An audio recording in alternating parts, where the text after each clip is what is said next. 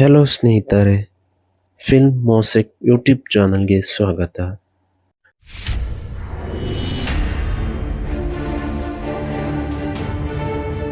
ನಾವು ನೋಡಲು ಹೊರಟಿದ್ದೇವೆ ನವೆಂಬರ್ 2023ರಲ್ಲಿ ತೆರೆಕಂಡಂತ mystery and serial killer movie.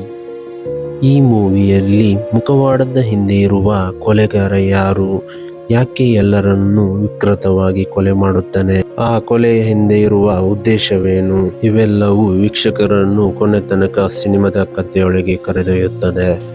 ಅಂದ ಹಾಗೆ ಈ ಮೂವಿಯ ಹೆಸರು ಥ್ಯಾಂಕ್ಸ್ ಗಿವಿಂಗ್.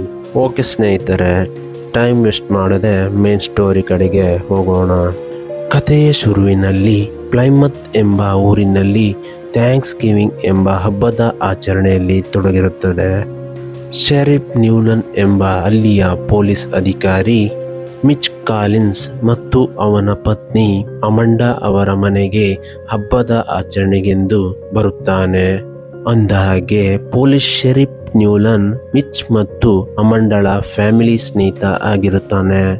ಇನ್ನೊಂದು ಕಡೆಯಲ್ಲಿ ರೈಟ್ ಮಾರ್ಟ್ ಅಂಗಡಿಯ ಮಾಲೀಕ ಥಾಮಸ್ ರೈಟ್ ಮತ್ತು ಅವನ ಹೊಸ ಪತ್ನಿ ಕ್ಯಾಥ್ಲೀನ್ ಮತ್ತು ಮಗಳು ಜೆಸಿಕಾ ರೈಟ್ ಅವರೆಲ್ಲರನ್ನೂ ಹಬ್ಬದ ಆಚರಣೆಯಲ್ಲಿ ತೊಡಗಿರುವುದು ತೋರಿಸುತ್ತಾರೆ. ಆದರೆ ಜೆಸಿಕಾ ರೈಟ್ಗೆ ಕ್ಯಾಥ್ಲೀನ್ ಅಂದರೆ ಇಷ್ಟವಿರುವುದಿಲ್ಲ. ಅದಕ್ಕೆ ಅವಳ ಬಾಯ್ ಫ್ರೆಂಡ್ ಬಾಬಿ ಹಾಗೂ ಸ್ನೇಹಿತರೊಂದಿಗೆ ಸಿನಿಮಾಗೆ ಹೋಗಲು ತೆರಳುತ್ತಾಳೆ. ಥ್ಯಾಂಕ್ಸ್ ಗಿವಿಂಗ್ ಹಬ್ಬದ ಆಚರಣೆ ಇದ್ದ ಕಾರಣ ಥಾಮಸ್ ರೈಟ್ ಮಾರ್ಟ್ ಸೂಪರ್ ಸ್ಟೋರ್ನಲ್ಲಿ ಬ್ಲ್ಯಾಕ್ ಫ್ರೈಡೇ ಸೇಲ್ ಏರ್ಪಡಿಸುತ್ತಾನೆ. ಹಾಗಾಗಿ ಸ್ಟೋರ್ನ ಮ್ಯಾನೇಜರ್ ಆದ ಮಿಚ್ ಕಾಲಿನ್ಸ್ಗೆ ಈಗಲೇ ಕೆಲಸಕ್ಕೆ ಬರಬೇಕು ಎಂದು ಕರೆ ಮಾಡುತ್ತಾನೆ. ಆದ್ದರಿಂದ ಮಿಚ್ ಕಾಲಿನ್ಸ್ ಹಬ್ಬದ ಮಧ್ಯ ಬೇಸರದಲ್ಲಿ ಕೆಲಸಕ್ಕೆ ಹೋಗುವುದನ್ನು ತೋರಿಸುತ್ತಾರೆ. ರೈಟ್ ಮಾರ್ಟ್ ಬ್ಲ್ಯಾಕ್ ಫ್ರೈಡೇ ಸೇಲ್ಗೆ ಸಜ್ಜಾಗುತ್ತದೆ. ಜನರ ಸಾಲು ಬಂದು ನಿಲ್ಲುತ್ತದೆ. ಜೆಸಿಕಾ ಮತ್ತು ಬಾಬಿ ಸ್ನೇಹಿತರಾದ ಏವನ್, ಗ್ಯಾಬಿ, ಸ್ಕ್ಯೂಬಾ ಮತ್ತು ಯೂಲಿಯಾ ಸಿನಿಮಾಗೆ ಹೊರಡುತ್ತಾರೆ. ಆದರೆ ಏವನ್ ರೈಟ್ ಮಾರ್ಟ್ ಸೇಲ್ಸ್ಗೆ ಹೋಗುವ ಎಂದು ಹೇಳುತ್ತಾನೆ. ಹಾಗಾಗಿ ಜೆಸಿಕಾ ರೈಟ್ ಮಾರ್ಟ್ನ ಪಕ್ಕದ ಬಾಗಿಲಿನಿಂದ ಸ್ನೇಹಿತರನ್ನು ಕರೆದುಕೊಂಡು ಒಳಗೆ ಬರುತ್ತಾಳೆ.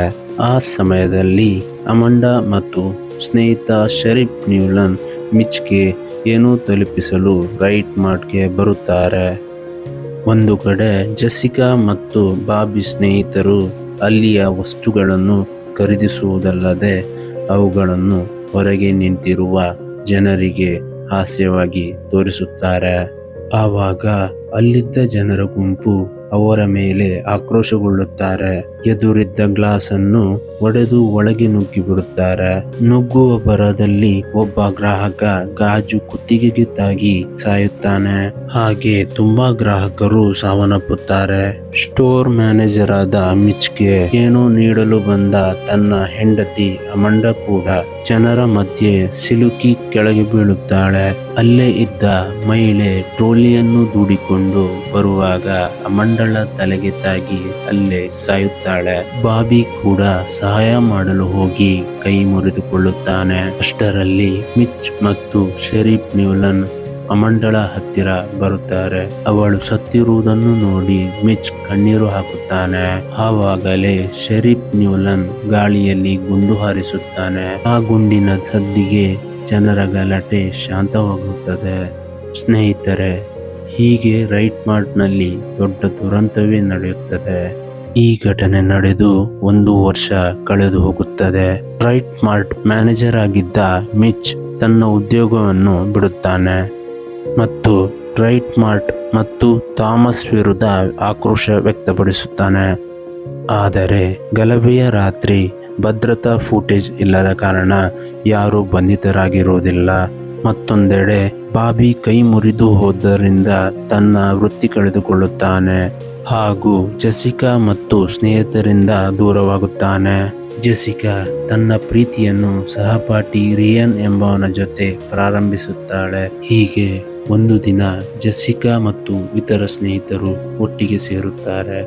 ಆ ಸಮಯದಲ್ಲಿ ಅವರ ಎಲ್ಲರ ಮೊಬೈಲ್ಗಳಿಗೆ ಜಾನ್ ಕಾರ್ವರ್ ಎಂದು ಕರೆಸಿಕೊಳ್ಳುವ ಅಪರಿಚಿತನ ವ್ಯಕ್ತಿಯಿಂದ ಒಂದು ಟ್ಯಾಗ್ ಬರುತ್ತದೆ. ಆ ಟ್ಯಾಗ್ ನಲ್ಲಿ ಥ್ಯಾಂಕ್ಸ್ ಗಿವಿಂಗ್ ಟೇಬಲ್ ನ ಒಂದು ಫೋಟೋಸ್ ಬಂದಿರುತ್ತದೆ. ಬಟ್ ಆ ಫೋಟೋವನ್ನು ನೋಡಿ ಅಚ್ಚರಿಗೊಂಡರು ಎಲ್ಲರೂ ಸುಮ್ಮನಾಗಿ ಬಿಡುತ್ತಾರೆ. ಸ್ನೇಹಿತರೆ, ಯಾರಿಗೂ ತಿಳಿದಿರೋದಿಲ್ಲ ಆ ಫೋಟೋದಲ್ಲಿ ಇರೋದು ಆ ಎಲ್ಲರ ಕೊಲೆಗೆ ಸಜ್ಜಾಗಿರುವ ಒಬ್ಬ ಕಿಲ್ಲರ್ನ ಸಂದೇಶ ಎಂದು. ಆ ರಾತ್ರಿ ಲೀಜಿ ಎಂಬ ವೇಟ್ರೆಸ್ ಕೆಲಸ ಮುಗಿಸಿ ಮನೆಗೆ ಹೊರಡಲು ಸಿದ್ಧವಾಗುತ್ತಾಳೆ. ಲೀಜಿ ಬೇರೆ ಯಾರೂ ಅಲ್ಲ, ಬ್ಲ್ಯಾಕ್ ಫ್ರೈಡೆ ಸೇಲ್ಸ್ ಗಲಭೆಯಲ್ಲಿ ಪ್ರಮುಖ ಪಾತ್ರ ವಹಿಸಿದ್ದ ವೇಟ್ರೆಸ್. ಲೀಜಿ ಮನೆಗೆ ಹೊರಡಲು ಸಿದ್ಧವಾಗುವಾಗ ಅಲ್ಲಿಗೆ ಜಾನ್ ಕಾರ್ವರ್ ಮಾಸ್ಕ್ ಧರಿಸಿ ಬಂದಿದ್ದ ಕೊಲೆಗಾರ ಅವಳ ಕೈ ಮೇಲೆ ಚಾಕುವಿನಿಂದ ಹಲ್ಲೆ ಮಾಡುತ್ತಾನೆ. ನಂತರ ಅವಳ ತಲೆಯನ್ನು ನೀರಿನಲ್ಲಿ ತುಂಬಿದ್ದ ಸಿಂಕ್ ನಲ್ಲಿ ಮುಳುಗಿಸುತ್ತಾನೆ ಮತ್ತು ಫ್ರೀಜರ್ ಬಾಗಿಲಿಗೆ ಅಂಟಿಸುತ್ತಾನೆ. ಅದರಿಂದ ತಪ್ಪಿಸಿಕೊಳ್ಳುವಾಗ ಅವಳ ಮುಖದ ಚರ್ಮ ಹರಿದು ಬರುತ್ತದೆ. ಹೇಗೋ ಅಲ್ಲಿಂದ ತಪ್ಪಿಸಿಕೊಂಡು ಕಾರಿನತ್ತ ಬರುತ್ತಾಳೆ. ಆದರೆ ಕಾರಿನ ಕೀ ಕೊಲೆಗಾರನ ವಶದಲ್ಲಿರುತ್ತದೆ. ಹಾಗಾಗಿ ಅವಳು ಅಲ್ಲೇ ಇದ್ದ ಡಸ್ಟ್ಬಿನ್ ನಲ್ಲಿ ಅಡಗಲು ಯತ್ನಿಸಿದಾಗ ಕೊಲೆಗಾರ ಕಾರಿನಲ್ಲಿ ಬಂದು ಡಸ್ಟ್ಬಿನ್ ಅನ್ನು ಗುದ್ದುತ್ತಾನೆ. ಆ ಗುದ್ದಿದ ರಭಸಕ್ಕೆ ಅವಳ ದೇಹ 2 ಭಾಗಗಳಾಗುತ್ತದೆ. ಕೊಲೆಗಾರ ಅವಳ ದೇಹದ ಕೆಳಭಾಗವನ್ನು ರೈಟ್ ಮಾರ್ಟ್ನ ಬೋರ್ಡ್ ಮೇಲೆ ನೇತು ಹಾಕುತ್ತಾನೆ. ಸ್ನೇಹಿತರೆ, ಅವನ ಕ್ರೂರತೆಯನ್ನು ಹೀಗೆ ವ್ಯಕ್ತಪಡಿಸುತ್ತಾನೆ. ಲೀಜಿಯ ಕೊಲೆ ಎಲ್ಲರನ್ನೂ ಒಮ್ಮೆಲೆ ಭಯದ ವಾತಾವರಣಕ್ಕೆ ತಳ್ಳುತ್ತದೆ. ಅಲ್ಲಿನ ಪೊಲೀಸ್ ಅಧಿಕಾರಿಯಾದ ನ್ಯೂಲನ್ ಈ ಹತ್ಯೆಯನ್ನು ಗಂಭೀರವಾಗಿ ತನಿಖೆ ಮಾಡುತ್ತಾನೆ. ಅವನಿಗೆ ಒಂದು ಮಾಹಿತಿ ತಿಳಿಯುತ್ತದೆ, ಲೀಜಿ ರೈಟ್ ಮಾರ್ಟ್ ಗಲಭೆಯಲ್ಲಿ ತೊಡಗಿದ್ದಾಳೆ ಎಂದು. ಮತ್ತೊಂದೆಡೆ ಕೊಲೆಗಾರ ಮತ್ತೊಂದು ಕೊಲೆಗೆ ಸಜ್ಜಾಗುತ್ತಾನೆ. ಅವನೇ ಮ್ಯಾನಿ ರೈಟ್ ಮಾರ್ಟ್ನ ಭದ್ರತಾ ಗಾರ್ಡ್. ಗಲಭೆಯ ಸಮಯದಲ್ಲಿ ಓಡಿ ಹೋಗಿರುತ್ತಾನೆ. ಮ್ಯಾನಿ ರಜೆಗೆ ಹೋಗಲು ಸಿದ್ಧವಾಗಿರುತ್ತಾನೆ. ಆ ಸಮಯದಲ್ಲಿ ಜಾನ್ ಕಾರ್ವರ್ ಮುಖವಾಡದ ಕೊಲೆಗಾರ ಅವನನ್ನು ಎಲೆಕ್ಟ್ರಿಕ್ ಮಿಕ್ಸರ್ನಿಂದ ಇರಿಯುತ್ತಾನೆ. ನಂತರ ಶಾರ್ಪ್ ವೈರ್ನಿಂದ ಅವನ ಕುತ್ತಿಗೆಯನ್ನು ಕತ್ತರಿಸಿ ಹಾಕುತ್ತಾನೆ. ಈ ಘಟನೆಯು ಮತ್ತಷ್ಟು ಜನರನ್ನು ಭಯಪಡುವಂತೆ ಮಾಡುತ್ತದೆ. ಜಾನ್ ಕಾರ್ವರ್ ಲೋನಿ ಮತ್ತು ಅವನ ಗೆಳತಿ ಯಾಮಿ ಅವರನ್ನು ಹಿಂಬಾಲಿಸುತ್ತಾನೆ. ಯಾಮಿ ತನ್ನ ಟ್ರಂಪೋಲಿನ್ ಕೌಶಲ್ಯವನ್ನು ಲೋನಿಗೆ ತೋರಿಸಲು ಪ್ರಯತ್ನಿಸುತ್ತಾಳೆ. ಆದರೆ ಜಾನ್ ಕಾರ್ವರ್ ಲೋನಿ ಕೂತಿದ್ದ ಹಿಂದೆ ಮೆಲ್ಲನೆ ಹೋಗಿ ಅವನ ಕತ್ತು ತಿರುಗಿಸಿಕೊಳ್ಳುತ್ತಾನೆ. ಅದನ್ನು ತಿಳಿಯದೆ ಹೋದ ಯಾಮಿ ಟ್ರಂಪೋಲಿನ್ ಮೇಲೆ ಜಂಪ್ ಮಾಡುತ್ತಾ ಇರುತ್ತಾಳೆ. ಆ ಸಮಯದಲ್ಲಿ ಜಾನ್ ಕಾರ್ವರ್ ಕೆಳಗಿನಿಂದ ಬಂದು ಚಾಕುವಿಂದ ಇರುತ್ತಾನೆ. ಅದು ಆಕೆಯ ಪಾದಕ್ಕೆ ತಗುಲಿ ಕೆಳಕ್ಕೆ ಬೀಳುತ್ತಿದ್ದಂತೆ ಅವನು ಆಕೆಯ ಗಂಟಲು ಮತ್ತು ಹಿಂಭಾಗಕ್ಕೆ ಚಾಕುವಿನಿಂದ ಇರಿದು ಕ್ರೂರವಾಗಿ ಕೊಲ್ಲುತ್ತಾನೆ. ಈ ಕೊಲೆಯು ಮತ್ತಷ್ಟು ಪೊಲೀಸರ ತಲೆಗೆಡಿಸುವಂತೆ ಮಾಡುತ್ತದೆ. ಇನ್ನೊಂದೆಡೆ ಜೆಸ್ಸಿಕಾ ಏವನ್ ಮತ್ತು ಗ್ಯಾಬಿಯೊಂದಿಗೆ ಹೈಸ್ಕೂಲ್ಗೆ ಹೊರಡುತ್ತಾಳೆ. ಹೈಸ್ಕೂಲ್ನ ಹೊರಗಡೆ ಪೊಲೀಸರ ಕಾವಲು ಇರುತ್ತದೆ. ಆದರೂ ಜಾನ್ ಕಾರ್ವರ್ ಒಳಗಡೆ ನುಗ್ಗಲು ಯಶಸ್ವಿಯಾಗುತ್ತಾನೆ. ಏವನ್ ಮತ್ತು ಗ್ಯಾಬಿ ಜೆಸ್ಸಿಕಾಳನ್ನು ಬಿಟ್ಟು ಬೇರೆಯಾಗುತ್ತಿದ್ದಂತೆ ಜಾನ್ ಕಾರ್ವರ್ ಏವನ್ ಮತ್ತು ಗ್ಯಾಬಿಯನ್ನು ತಲೆಗೆ ಹೊಡೆದು ಕೆಳಗುರುಳಿಸುತ್ತಾನೆ. ನಂತರ ಜೆಸ್ಸಿಕಾಳನ್ನು ಹಿಂದೆಯಿಂದ ಹೊಡೆಯಲು ಪ್ರಯತ್ನಿಸುತ್ತಾನೆ. ಆದರೆ ಅವಳು ಜಿಪುಣತನದಿಂದ ತಪ್ಪಿಸಿಕೊಂಡು ಹೊರಗೆ ಬರುತ್ತಾಳೆ. ಈ ಎಲ್ಲ ವಿಷಯ ತಿಳಿದ ಸ್ನೇಹಿತೆಯಾದ ಯೂಲಿಯಾಳ ತಂದೆ ಆಕೆಯನ್ನು ಫ್ಲೋರಿಡಾಕ್ಕೆ ಕರೆದೊಯ್ಯುತ್ತಾರೆ ಮತ್ತು ಅವಳನ್ನು ನೋಡಲು ಭದ್ರತಾ ಗಾರ್ಡ್ ಅನ್ನು ನೇಮಿಸುತ್ತಾರೆ. ಆದರೆ ಜಾನ್ ಕಾರ್ವರ್ ಅವರ ಮನೆಗೆ ಪ್ರವೇಶಿಸಿ ಗಾರ್ಡ್ ಮತ್ತು ಯೂಲಿಯಾಳ ತಂದೆಯನ್ನು ಶೂಟ್ ಮಾಡಿ ಕೊಲ್ಲುತ್ತಾನೆ. ಯೂಲಿಯಾ ವಿಡಿಯೋ ಚಾಟ್ನಲ್ಲಿ ಜೆಸ್ಸಿಕಾ ಮತ್ತು ಸ್ಕ್ಯೂಬರೊಡನೆ ಮಾತನಾಡುತ್ತಿರುತ್ತಾಳೆ. ಆ ಸಮಯದಲ್ಲಿ ಜಾನ್ ಕಾರ್ವರ್ ಹಿಂದೆಯಿಂದ ಬಂದು ಅವಳ ಕಿವಿಗೆ ಚುಚ್ಚುತ್ತಾನೆ. ಇವನ್ನೆಲ್ಲ ನೋಡುತ್ತಿದ್ದ ಜೆಸ್ಸಿಕಾ ಮತ್ತು ಸ್ಕ್ಯೂಬಾ ಅವಳನ್ನು ರಕ್ಷಿಸಲು ಅವಳ ಮನೆಗೆ ತೆರಳುತ್ತಾರೆ. ಆದರೆ ಜಾನ್ ಕಾರ್ವರ್ ಯೂಲಿಯಾಳನ್ನು ಕಟ್ಟಿಂಗ್ ಮೆಷಿನ್ಗೆ ನೂಕಿ ಸಾಯಿಸುತ್ತಾನೆ. ಈ ಎಲ್ಲ ಕೊಲೆಗಳಿಂದ ತಲೆಗೆಟ್ಟಿದ್ದ ಪೊಲೀಸರು ಅವನನ್ನು ಹಿಡಿಯಲೇಬೇಕು ಎಂಬ ನಿರ್ಧಾರದಿಂದ ಥ್ಯಾಂಕ್ಸ್ ಗಿವಿಂಗ್ ಮೆರವಣಿಗೆಯನ್ನು ಆಯೋಜಿಸುತ್ತಾರೆ. ಈ ಮೆರವಣಿಗೆಯಲ್ಲಿ ಜೆಸಿಕಾ ಕುಟುಂಬ ಮತ್ತು ಸ್ಕ್ಯೂಬಾ ಭಾಗಿಯಾಗಿರುತ್ತಾರೆ, ಏಕೆಂದರೆ ಮುಂದೆ ಕೊಲೆಗಾರ ಟಾರ್ಗೆಟ್ ಮಾಡಿರುವುದು ಥಾಮಸ್ ರೈಟ್ ಕುಟುಂಬ ಎಂದು ಪೊಲೀಸರಿಗೆ ತಿಳಿಯುತ್ತದೆ. ಮೆರವಣಿಗೆ ನಡೆಯುತ್ತಾ ಇರುತ್ತದೆ. ಪೊಲೀಸರು ಥಾಮಸ್ ಕುಟುಂಬದ ಮೇಲೆ ಹದ್ದಿನ ಕಣ್ಣು ಇಡುತ್ತಾರೆ. ಸಂಶಯಗೊಂಡ ಜನರನ್ನು ಪರಿಶೀಲಿಸುತ್ತಾರೆ. ಈ ಸಮಯದಲ್ಲಿ ಜೋಕರ್ ವೇಷದಲ್ಲಿ ಬಂದ ಜಾನ್ ಕಾರ್ವರ್ ಆ ಮೆರವಣಿಗೆಯಲ್ಲಿ ಟರ್ಕಿ ವೇಷ ಧರಿಸಿದ್ದ ವ್ಯಕ್ತಿಯ ತಲೆಯನ್ನು ಕತ್ತರಿಸುತ್ತಾನೆ. ನಂತರ ಹೊಗೆ ಬಾಂಬ್ಗಳನ್ನು ಎಸೆಯುತ್ತಾ ಥಾಮಸ್ ಕುಟುಂಬ ಮತ್ತು ನ್ಯೂಬಾರ್ನ್ ಅನ್ನು ಅಪಹರಿಸುತ್ತಾನೆ. ಸ್ನೇಹಿತರೆ, ಇದರಲ್ಲಿಯೇ ತಿಳಿಯುತ್ತದೆ ಜಾನ್ ಕಾರ್ವರ್ ಮಾಸ್ಕ್ ಧರಿಸಿದ್ದ ವ್ಯಕ್ತಿ ತುಂಬಾ ಚಾಣಕ್ಯ ಮತ್ತು ಎಲ್ಲ ವಿಷಯವೂ ಮೊದಲೇ ತಿಳಿದುಕೊಂಡಿದ್ದಾನೆ ಎಂದು. ಥಾಮಸ್ ಪತ್ನಿಯಾಗಿದ್ದ ಕ್ಯಾಥ್ಲಿನ್ ಅವಳನ್ನು ತೋರಿಸುತ್ತಾರೆ. ಕ್ಯಾಥ್ಲಿನ್ ಪ್ರಜ್ಞೆ ತಪ್ಪಿರುವುದರಿಂದ ಮೆಲ್ಲಗೆ ಎಚ್ಚರಗೊಳ್ಳುತ್ತಾಳೆ. ಅವಳು ನೋಡುವಾಗ ಅವಳ ದೇಹವನ್ನು ಒಂದು ಟೇಬಲ್ ಮೇಲೆ ಕೈಕಾಲು ಕಟ್ಟಿ ಕೋಣೆಯಲ್ಲಿ ಮಲಗಿಸಿರುತ್ತಾನೆ. ಕ್ಯಾಥ್ಲಿನ್ ತಪ್ಪಿಸಿಕೊಳ್ಳಲು ಯತ್ನಿಸುತ್ತಾಳೆ, ಆದರೆ ಜಾನ್ ಕಾರ್ವರ್ ಅವಳನ್ನು ಹೊಡೆದು ಬೀಳಿಸುತ್ತಾನೆ. ಮತ್ತೆ ಅವಳನ್ನು ದೊಡ್ಡ ಹೀಟರ್ನಲ್ಲಿ ಹಾಕಿ ಜೀವಂತವಾಗಿ ಬೇಯಿಸುತ್ತಾನೆ.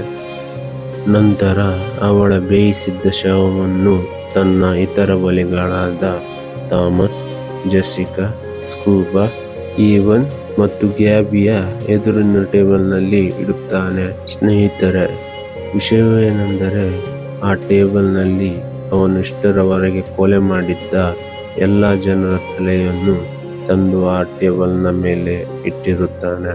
ಇದನ್ನೆಲ್ಲ ನೋಡಿದ ಅವರು ಹೆದರಿಕೊಂಡು ಚೀರಾಡುತ್ತಾರೆ.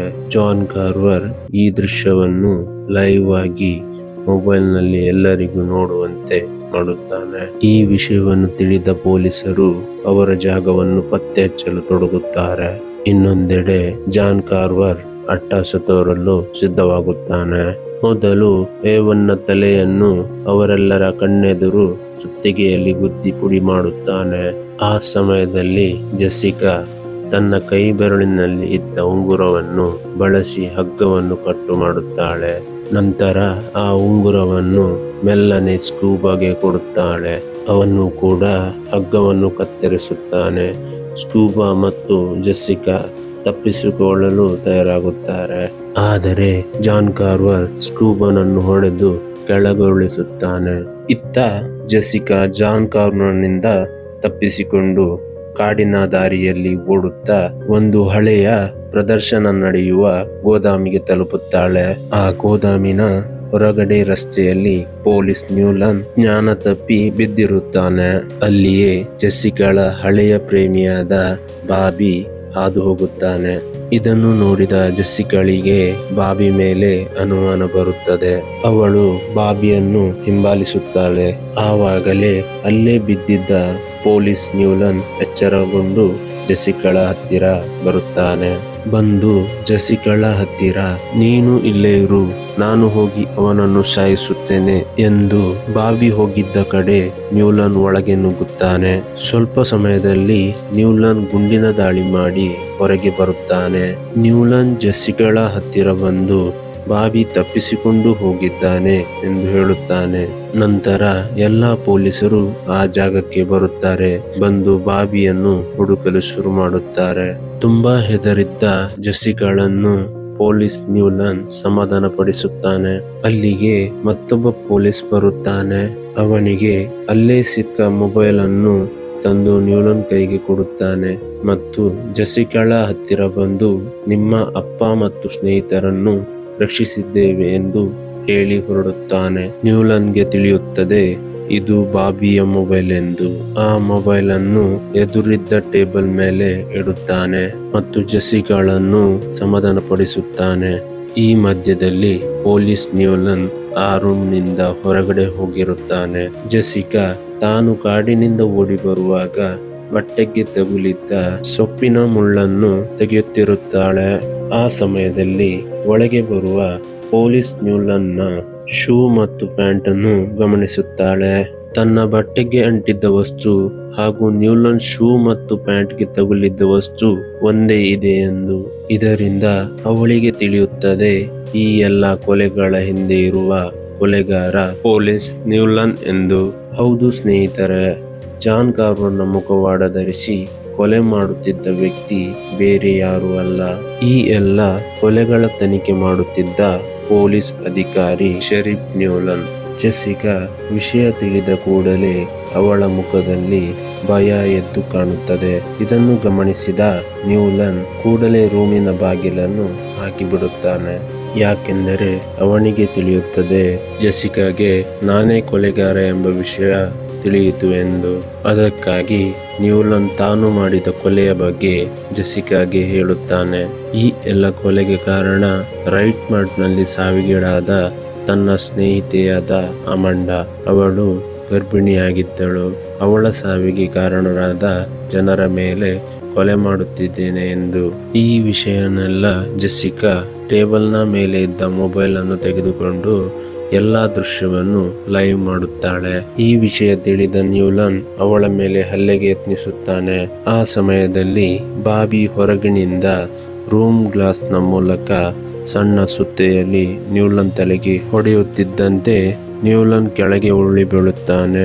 ಕೂಡಲೇ ಬಾಬಿ ಒಳಗೆ ಬಂದು ಜೆಸ್ಸಿಕಾಳನ್ನು ಹೊರಗೆ ಕರೆದೊಯ್ಯುತ್ತಾನೆ. ಆ ಕೂಡಲೇ ನ್ಯೂಲನ್ ಎಚ್ಚರಗೊಂಡು ಅವರನ್ನು ಹಿಂಬಾಲಿಸಿ ಬರುತ್ತಾನೆ. ಜೆಸ್ಸಿಕಾ ಮತ್ತು ಬಾಬಿ ಟ್ರಕ್ ಕಡೆ ಓಡಿ ಹೋಗುತ್ತಾರೆ. ಜೆಸ್ಸಿಕಾ ಓಡುವಾಗ ಅಲ್ಲೇ ಇದ್ದ ಗ್ಯಾಸ್ನಿಂದ ಒಂದು ದೊಡ್ಡದಾದ ಬಲೂನ್ಗೆ ಗ್ಯಾಸ್ ತುಂಬುವಂತೆ ಮಾಡಿ ಅಲ್ಲೇ ಎದುರಿದ್ದ ಟ್ರಕ್ ಮೇಲೆ ಏರುತ್ತಾಳೆ. ನ್ಯೂಲನ್ ಅವರನ್ನು ಅಟ್ಟಿಸಿಕೊಂಡು ಗ್ಯಾಸ್ ಬಲೂನ್ ಹತ್ತಿರ ಬರುತ್ತಿದ್ದಂತೆ ಆ ಟ್ರಕ್ನಲ್ಲಿ ಇದ್ದ ಒಂದು ಗನ್ನಿಂದ ಜೆಸ್ಸಿಕಾ ಗ್ಯಾಸ್ ಬಲೂನ್ಗೆ ಫೈರ್ ಮಾಡುತ್ತಾಳೆ. ಆ ಗುಂಡು ಬಲೂನ್ಗೆ ತಾಗುತ್ತಿದ್ದಂತೆ ಗ್ಯಾಸ್ನಿಂದ ದೊಡ್ಡದಾದ ಸ್ಫೋಟಗೊಳ್ಳುತ್ತದೆ. ಈ ಸ್ಫೋಟದಿಂದ ನ್ಯೂಲನ್ ಸಾಯುತ್ತಾನೆ. ಅಲ್ಲಿಗೆ ಬಂದ ಅಧಿಕಾರಿಗಳು ಕಾರ್ಯಾಚರಣೆಗೆ ತೊಡಗುತ್ತಾರೆ. ಆದರೆ ನ್ಯೂಲನ್ ಶರೀರ ಅವರಿಗೆ ಎಷ್ಟೇ ಹುಡುಕಿದರೂ ಸಿಗೋದಿಲ್ಲ. ಇದನ್ನು ತಿಳಿದ ಜೆಸ್ಸಿಕಾ ಮತ್ತು ಸ್ನೇಹಿತರಿಗೆ ಮತ್ತೆ ನಡುಕವನ್ನುಂಟು ಮಾಡುತ್ತದೆ. ಜೆಸ್ಸಿಕಾ ರಾತ್ರಿ ಕನಸಿನಲ್ಲೂ ನ್ಯೂಲನ್ ಬೆಂಕಿಯಿಂದ ಎದ್ದು ಕೊಲೆ ಮಾಡಲು ಬಂದ ಹಾಗೆ ತೋರಿಸುತ್ತದೆ. ಸ್ನೇಹಿತರೆ, ಇದರಿಂದ ತಿಳಿಯುತ್ತದೆ ಜೆಸ್ಸಿಕಾ ಇನ್ನು ನ್ಯೂಲನ್ನ ಭಯದಲ್ಲಿ ಇದ್ದಾಳೆ ಎಂದು. ಇಲ್ಲಿಗೆ ಮೂವಿ ಮುಗಿಯುತ್ತದೆ. ಸ್ನೇಹಿತರೆ, ಇದು ನನ್ನ ಮೊದಲನೇ ವಿಡಿಯೋ. ನಿಮಗೆ ಇಷ್ಟವಾಗಿದೆ ಅಂದುಕೊಳ್ಳುತ್ತೇನೆ. ಈ ವಿಡಿಯೋ ಇಷ್ಟವಾಗಿದ್ದಲ್ಲಿ ಲೈಕ್, ಕಮೆಂಟ್ ಮತ್ತು ಶೇರ್ ಮಾಡಿ. ಹಾಗೆ ಚಾನಲನ್ನು ಸಬ್ಸ್ಕ್ರೈಬ್ ಮಾಡಿ. ಈ ವಿಡಿಯೋಗೆ ಸಮಯ ಕೊಟ್ಟಿದ್ದಕ್ಕೆ ತುಂಬ ಧನ್ಯವಾದಗಳು.